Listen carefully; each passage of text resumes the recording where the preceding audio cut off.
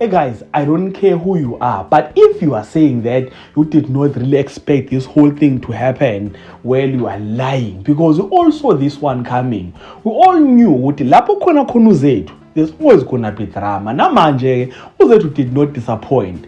Just when we expected her ukuthi I do, athathe ringi ayifake uShobana, noShobana athathe ringi ayifake kuyena, uZethu futhi decide ukuthi okay, akabambe ingubo yakhe ayiphakamise wathi I'm sorry Shobana.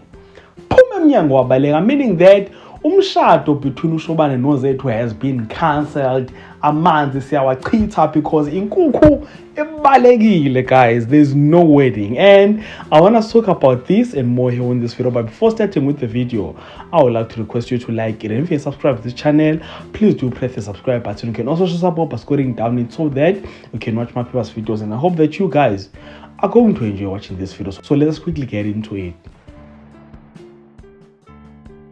You know, if I call and show you go through this channel, uzobona each and every video that is there about homecoming. Uzobona I'm criticizing uZethu for being dramatic even when it's unnecessary, because all started emngcwabeni kaSifiso. Each and every time akubele becontent uZethu uleke qhama be dramatic. Namanje, can you tell me why? What was the reason for her to go and marry uShobana from the first place, knowing very well that she did not pass the fact that uShobana is the one who killed uSifiso? Ngiyayibona ke lo ukuthi who kills Sifiso or whatever. Lento mazana lena ngayidlula from the fact that umuntu abekade emthanda uSifiso ushonile.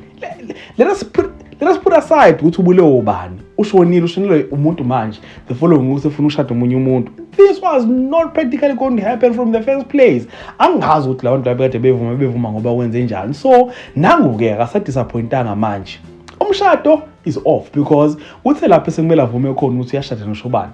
Shempu waShobana iyaqalwa ngaye Shobana uyamthatha uZethu. Isho with a lot of energy noShobana ngiyamthatha. Ubuyela kuZethu uyamthatha ke wena uShobana. Nkosi yami uZethu. Lutho. Kaphela kanjalo ke ngomshado. Now asazi uzowenzakalani. We're still waiting for the Friday episode. Sibone ukuthi izothini excuse lengane lena manje. Guys, kanti uZethu wayitheni lo? Come on. Share your thoughts down in the comment section. Nisho nicabangani nina ngalomsangano lo uZethu wenu ekade ngikhuza ngaye. And if you enjoyed content here on this video, please do like the video, subscribe to the channel if you're subscribed, and share this video on your Facebook, your Twitter, Instagram, even on TikTok. And all of that being said, this is the end. So thank you so much for watching. Let's engage again on the next one.